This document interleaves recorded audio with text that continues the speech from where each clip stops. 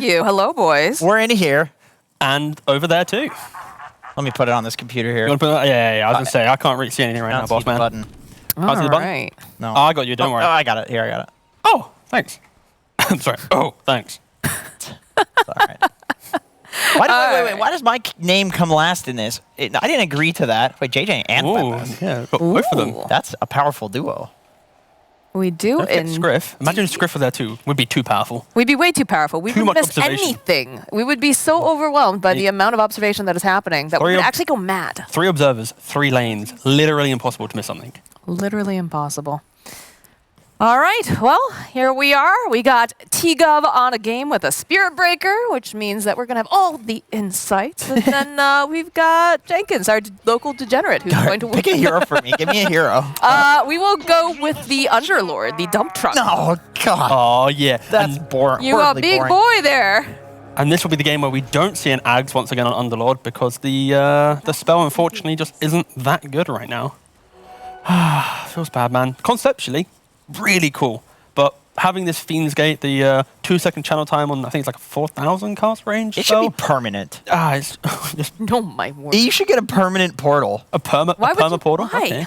Because Valve invented portals, so they don't have to buy the copyright infringement to put it into the game. Imagine if they made that spell good enough, then released an Underlord Arcana, portal themed. Ooh. Like Wait, they what- could make bucks right there. What was that deny? Did he just... He did click the ward. Does that reveal the... I'm pretty Yes, sure it that will. does reveal Yes. the ward. You will see the puck hit into the abyss. So. Stormstorm's just like, what the hell? It's the next level of plays. You Yes. know, you're thinking about focusing so hard that you're like, no, I probably didn't see that. Yeah. Yeah. This game is glitched. I gotta restart. Is indeed. So the off lane OD paired up with the Spirit Breaker here. Not a classic lane that we are super used to seeing, right? Yeah, that's true. I think both Spirit Breaker and OD have kind of had their different moments of brilliance throughout the last couple of years. But yeah, I think right now, the reason why you can put OD in off-lane stuff is just because these annoying fours are always going to be there, right? These Nixes, these Spirit Breakers, Earth Spirits, any melee hero. Okay, the way that I look at Dota is like, if you're a melee position 4, you can pretty much unlock any ranged off-lane to play the lane if you're tanky enough, right? To body those spells, to give that hero the ability to right-click. And yeah, right now, Spirit Breaker and OD very much in meta, so they're going to hopefully, I say hopefully, not bias.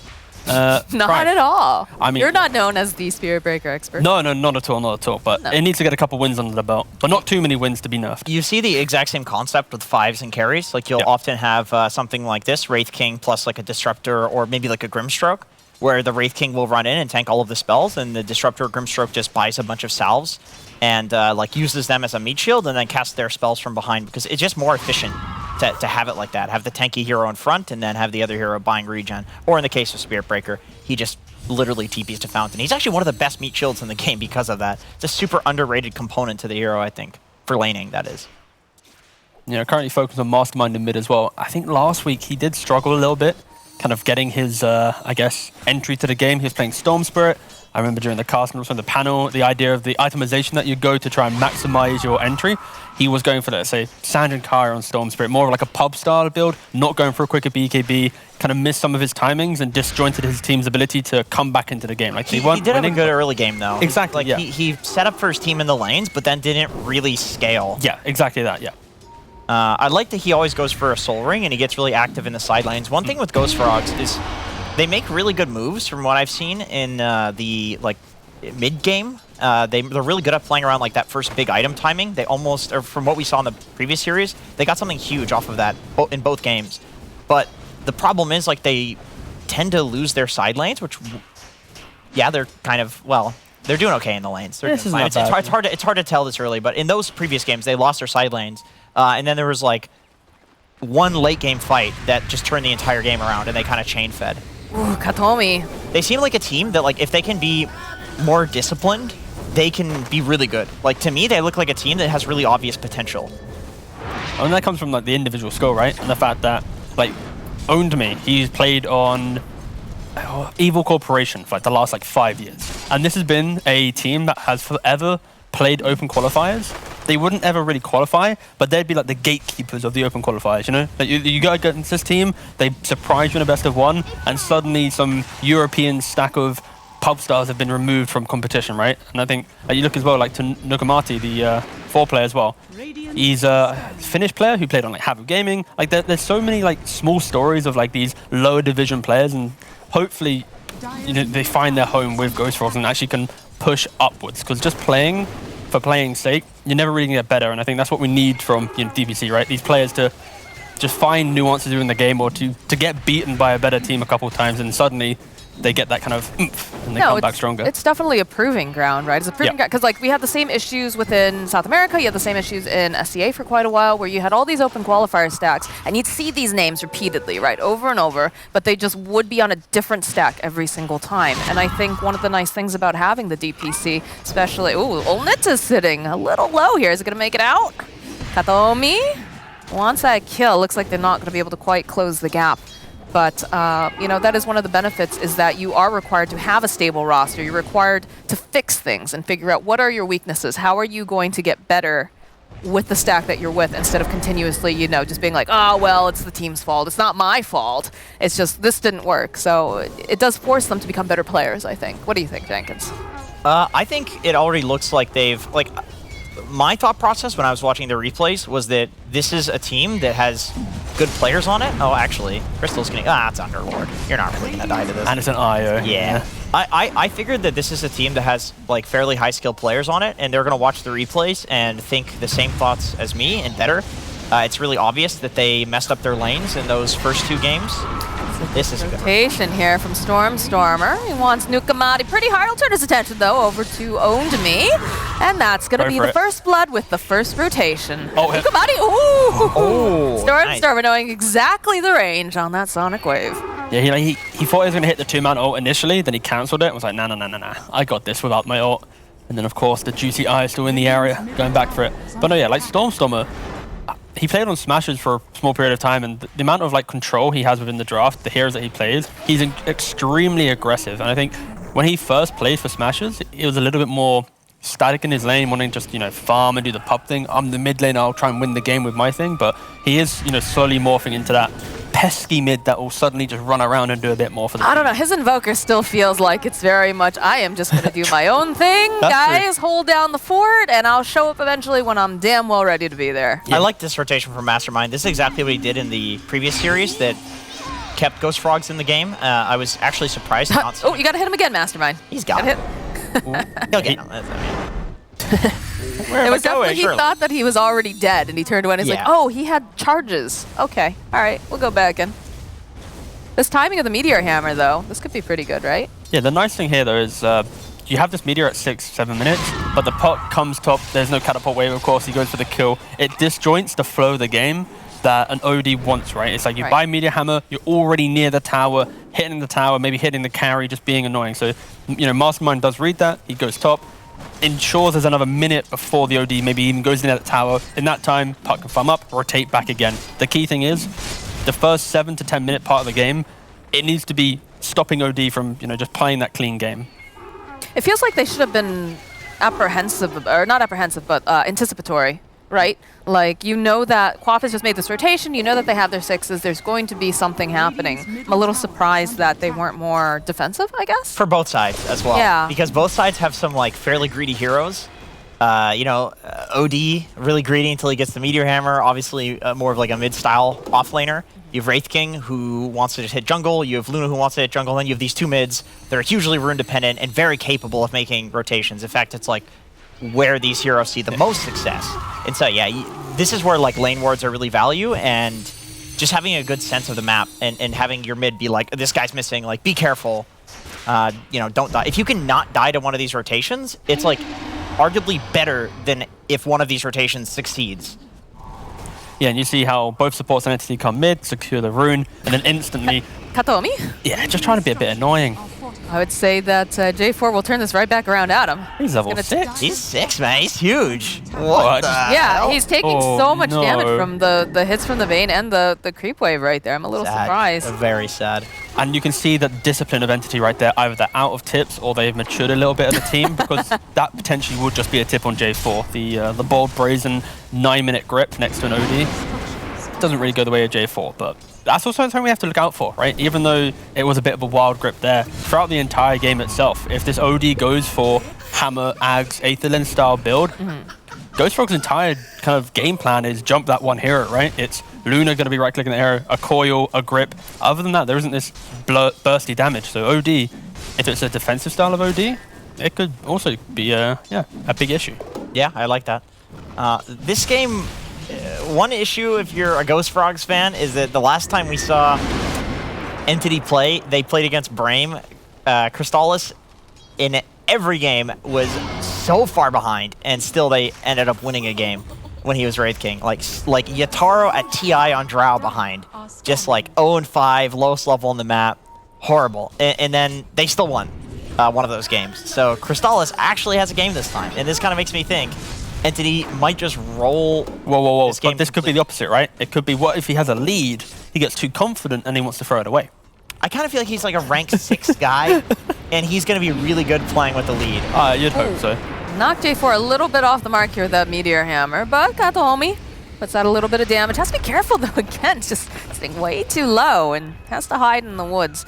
But no, knowing Crystallis, you've seen that guy. You've seen the interviews he gives. He is a very proud player. Yeah. He is full of confidence, and sometimes that can come to bite you in the butt. It can. I think that's what Brame preyed on when they beat these guys, was that they just fed off of him. They tipped him, 5-man tipped. Like, they just know, like, it's just a specific type of player that's like this. And I feel like these guys are super good when ahead. Like, the momentum really favors them. And also, I don't think many people have mentioned this, right? But it's the idea that Creepwave as a team, you know, Fishman, Crystallis, previously then ATF and Shuvash as well. Like, these players, like, half of them went to OG, right? Like, imagine playing with a team that you felt pretty confident in lower division, like, oh, okay, next tour, next season, we can make it. And then suddenly, like, the core of your team just picked up by, you know, a very powerful European org, and you're kind of left behind, right? That it takes strength to be able to... It's an anime storyline, yeah, like, is what you're saying. Exactly. It takes strength to rebuild from that, because it's like, if you normally you treat everyone as an equal in a team, right? So this is very much like a comeback story to some degree, like Crystallis and Fishman trying to prove themselves as players a bit more, like maybe we should have been looked at potentially. I don't know what they're saying within, you know, in the camp, but very much I kind of want to see Entity do well, just to, you know, show light to everyone that was performing sometimes pretty well on Creepwave. I tried to play some sound effects, but it appears our sound effects do not work while we're in game. Yeah, no, That would have been great, though. We could just ask Jenkins to make all the noises. Can you make a baby cry, please? Wah, wah. Now, Jenkins, we fed you before this car started. Yeah, The stun up in the top lane with the Dream Coil. Nukamati will get his revenge with that relocation. Yeah, that's J4 realizes like that's the guy he's got to grip every time. Ooh, charge right through here. They're just gonna reload out, but the puck caught on the side here. The Sonic. Hold there. Where is it? Nope, they'll still find Mastermind. Yo, can we get a replay of that charge through Static Storm? Oh Right my through the god, static how is storm. that the exciting thing for you? Oh my god, he pressed his Q! No, oh my god. no. You'll see shortly. Yes, he barely missed the kinetic field due to sheer luck. No. The Spirit Breaker bashed him out. Okay. Could have died sooner. Oh, you think it was a mistake? You want to point out a mistake that a player made. Like rank 40 player. Toby has got a kill bottom, that's really excellent. Unlocking the game for Entity. My boy, Toby. My boy. Hitting up that rotation. Although when you're OD and you rotate, you kind of like want the lane. The hero doesn't jungle that fast. I mean, you have Meteor Hammer, but it's got this long-ass cooldown. I think for Ghost Frogs right now, I think they're trying to identify how they are going to be able to have some entry into this game. And it is the fact that they need to bring overwhelming numbers to an engagement, try and win that fight, and then kind of turn that into some type of objective pressure. And they bring 4 or 5 heroes to top. They get punished by the Static Storm. Of course, Entity were ready for it. And that's going to offset Ghost Frogs once again. And like you see the map right now, they're not farming as much as Entity, right? Like Entity kind of own 3/4 of the map to some degree, like their own jungle. They need to take the bot tower. That's straight. Like this guy cannot be farming here if you're Ghost Frogs. Has Wraith King even rotated actually? No, he hasn't had to. So you take this tower, but when you fall behind like this, the way that you need to take the tower is like... Oh, there we go. He's just chilling. They have not messed with them. You need to like kill somebody and then take the tower with Luna, or like literally 5-man with Luna. And that's the issue with not having any tower damage other than your carry, is that oftentimes like the carry wants to be farming, but then also you have to be the one that's doing tower damage, so you have to, you know, mix and match what you're doing depending on what's needed in the game. It feels bad, But sometimes you have to do it as a carry. And you see, like Entity, they're kind of like predicting this move of like, okay, Ghost Frogs just failed to fight top. They're going to want to open up the map. They're going to move bottom, right? Like Yeah, what we just really nice mentioned, prediction. Yeah, they're really smoking into bottom, preparing for this. Underlord just completed the Atos, given that additional bit of lockdown. You pair it with your root on your W spell, and you lock that crop down for a little bit longer. Oh, they're killing somebody mid. They're trying. Looks like. Yeah, they're trying. Oh, they got him. When there's two powerful observers, it negates. They start missing kills. That's just J4. He's a 5 position. Doesn't matter. Yeah. No, Doesn't 5 matter. supports matter. No, they don't. They do. We do. Yeah, what are you on about? I mean, I'm a 5 too. I just know the value of my own life. It's nothing. You're a 5 now? Yeah. Because I'm teaching Gremlo on Arkosh Gaming. Oh boy, did you teach him how to not miss skill? Listen, they were taking shots on camera and the cameras shut off. That's not Gremlo's fault. And he spilled Monster all over his keyboard. That sounds about right, honestly. Yeah, apparently he doesn't have thumbs, so that's probably why he... Just go for the cup technique. You gotta hold it like this. Oh god, I'm waiting for you to just drop that all over the place. Nobody can see that. He's just drinking a drink. Yeah, for he's anybody holding it. wondering Like what he's actually doing. using both hands and his thumbs. Whoa! I Anyway, nearly forgot that. In the game, what do we have? We have the 5-man. Yeah, this is what I was They're expecting. giving it a go. Yep. You just need to take this damn But tower. you expect this, don't you, at this rate? You do, but fighting this can often be a huge debate, so it's a question for Entity like, okay, can we delay this and we just farm the map, and so they're just wasting their time here, which it looks like that is what they're doing. Can we TP in? Is this an actual fight? But for Entity, they can punish this quite easily with that Quap TP, with everyone coming in if they wanted to. Well, they're starting to send people back in, but they're going to be a little bit late because Fishman's going to fall immediately. Stormstormer, though, looking for this opening, goes for the Sonic Wave, gets Nukamati. They'll turn back around, throw out the Astral Imprisonment with the Meteor Hammer, and they'll also punish Own Me over on the back line. Stormstormer clicking away, gets Nightmare, but they'll take down Olnit, and now J4 getting dragged right back into the hands of 5. That is a very dead J4, and I believe they did not even use the reincarnation. Okay, so if you're watching this replay afterwards and you're Ghost Frogs, you probably look at that play and you say, we need to smoke for that. Like we cannot just run at it with the deficit that we have. We miscalculated. We thought that we could and just overwhelm it, but sometimes you can't. You need to smoke and pick somebody off first. Here we go. Look at it. So like, because they just dove. but yeah, like the start of this fight, if you like, they have 3 sentries down. They know there's no vision down here, but at this point in the game, when you go up against a Quap with her ult, big damage. You're killing a disruptor first. It's never going to feel good because early on in the game, you're going to have a very cheap buyback. Fishman instantly does. He doesn't care about his net worth. He just wants to have this glimpse. That's a good call, really good call from him, being like telling his team, like, Yeah. I buy back, just let them kill me, like, let's defend this. But also, it does feel like Smart. And like the play from Ghost Frogs in general, it's like they've had 2 or 3 misplays in a row now. Where this fight, realistically, if they're to review this fight doesn't matter for them. It's the fights previously that has forced them to think that they have to take this tower, right? Like, why at minute 15, when you're underfarmed and you don't really have explosive pick-off damage, going for a tier 1, you need to make a play on the other side of the map first to then come back in. Entity are just reading this really well, and every... Yeah, their reads are yeah, insane. Exactly. Like, Any play Ghost Frogs tries to make with their heroes is just being punished. As Stormstormer, he jumps in. I feel like they shouldn't be allowed to do this. Olnit, all right, it's going to get healed up by the IO, but a save coming in yet again. Olnit, can he get the kill? He'll end up losing Fishman. Olnit will fall as Crystallis still has the reincarnation up. They'll use the Dream Coil. Stormstormer trying to stay alive a little bit longer here, but the forward, yes, they'll be able to get the kill on Stormstormer. Mastermind sitting very, very low, thanks to Nukamati, though, still staying alive. Kataomi, he wants his kill. Gotta use the charge to get it, and they'll find it as now over on the back line, Crystallis looking to go and put out a little bit more damage, throws out a stun, but they should be able to Uber out of the middle lane. I'm happy Ghost Frogs are able to at least muster some type of defense to this, like, confident aggression we're seeing from Entity. They are just jumping in wildly, trying to just disrupt Ghost Frogs from wanting to hit these earlier creeps. But yeah, you can really see that even the player cams, right? They're smiling. They're enjoying this type of game that they played because the early laning phase went so well for them that they can make these plays. Like dying here. this is fun Dota when you can do this. Like even if you died 3-4 heroes here, right? Like they're still going to be in a great position to go in as he doesn't really show emotion. It's like a death match at this point. Yeah. I see hero, I run a hero and kill hero. Yeah, this is what heroes like Spearbreaker, Quap. That was without Toby, by the way, that fight. He TP'd top, so he literally just like desperately walked there for the entire fight. So that fight could have gone a lot worse for Ghost Frogs. And a product of this fight, right? Even though it looks kind of sloppy, they're able to find something from it because Luna has no ult, Puck has no coil, straight into Roshan. When you have supports like Bane, IO, you need the game to go in your favor from the start. and you need to enable the laning phase to run into your opponent. If you're playing defensively with these two supports, you don't have wave clear, you don't have team fight. It is pretty difficult. Somebody dropped an item. How dare you litter? Oh no, what did they drop? In the Roche Pit? Is it like a branch? Is it a quelling? Something like that. Did none of you log in? No. Didn't log in. We forgot. We actually were doing handshakes with Tsunami on the panel. That adds up. We're bonding. There it is. Infused raindrop. Come on, that's 225 gold. Come on. That's a big space. Pick that up for your boy. I mean, come on. Could always send a courier to go get it. You know? You got a backpack. Like, littering is just, bad. Come on, guys. Bro. 100 gold. You know, Purge would be just absolutely going insane. Frothing over it, yeah. He would not be happy. Absolutely. Okay, Own It just completed the BKB. Will be disassembling his Dragon Lance to then have that earlier BKB.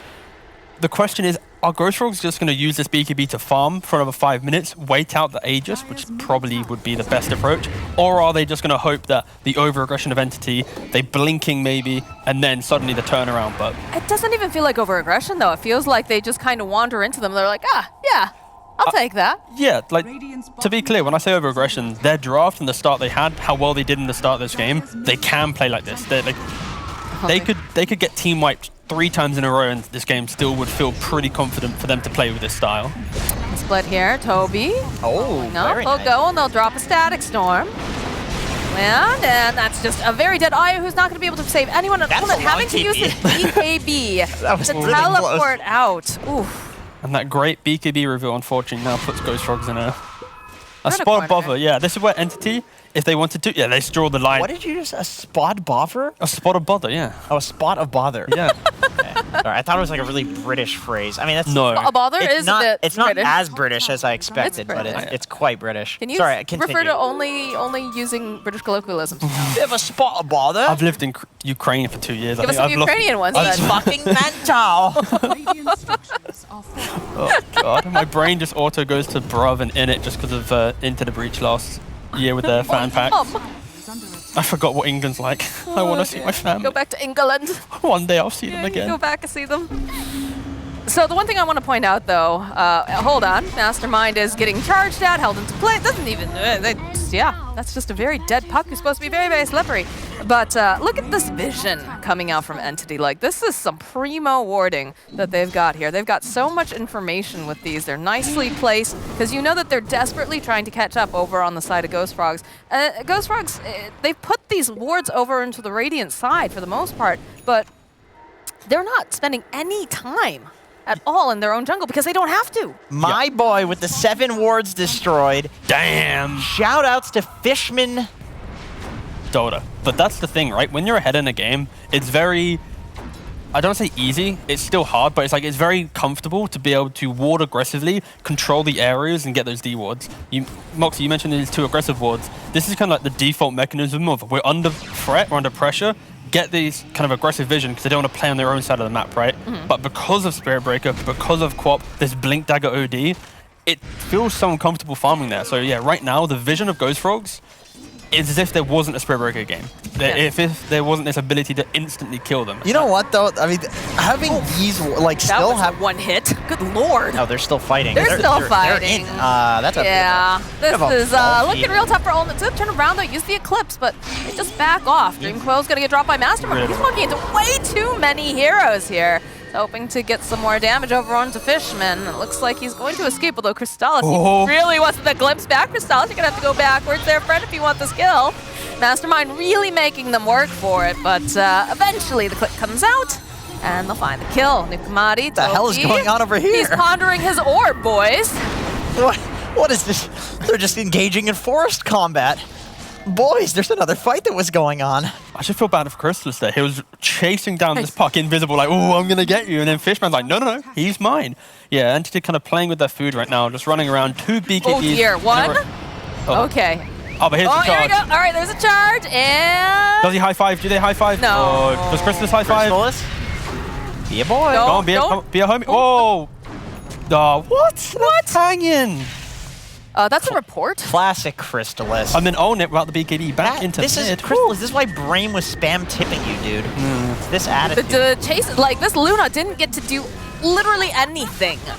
Just die. Yeah. Just die. There's nothing, you know, they've got too much lockdown.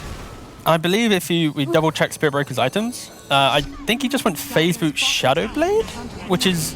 He did. Yeah, I think. Which is a very good build, and I love the fact that the build has shifted. Because I think when Zhao waits... Yeah, everybody's doing that now. Yeah, everyone thought Echo Saber was strong, and it forces you to want to have to stay inside the fight, right? And with the amount of sentries in the game, we see pro players complain, at support specifically, like there's not enough sentries to be able to play at a quick pace. Right. You know, you control one area, you need 4 sentries in any quarter of the map to be able to control that area, right? And when you have Spirit or Shadow Blade charging through non-stop, it's so hard to keep up good vision and the detection required for him.